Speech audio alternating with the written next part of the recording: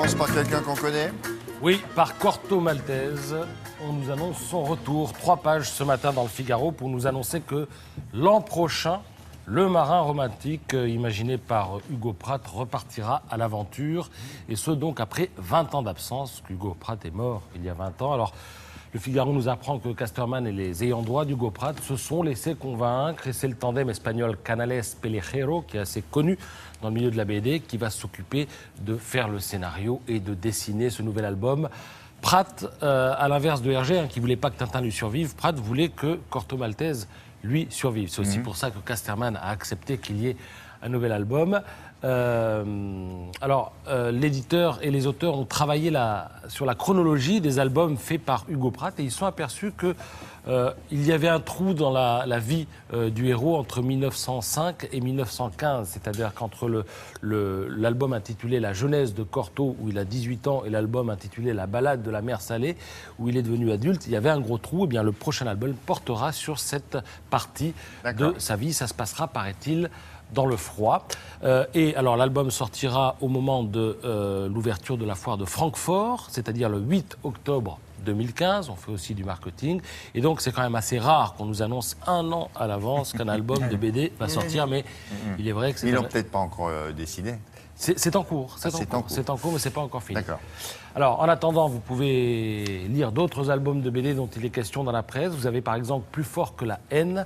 Alors, ça se passe à la Nouvelle-Orléans, dans les années 30. C'est l'histoire d'un travailleur noir qui est employé dans une scierie et il va se faire virer tout simplement parce qu'il a défendu son père qui se faisait taper dessus par le patron de la scierie, qui est par ailleurs évidemment membre du Ku Klux Klan, puisqu'on est dans les années 30 et c'est la Nouvelle-Orléans. Et alors, ce travailleur noir a une force herculéenne. Il va découvrir la haine, mais cette haine, il va la canaliser, la convertir en volonté pour devenir boxeur. C'est une BD dont le dessin est magnifique, plein d'énergie. C'est signé Pascal Bresson et René Follet. Vous avez aussi, qui vient de sortir, Elena. Alors, Elena, eh bien, c'est l'histoire d'une jeune femme dont Simon est amoureux depuis qu'il est tout petit. Et puis un jour, il ose lui proposer 1 000 € contre 3 heures de sa présence tous les jeudis.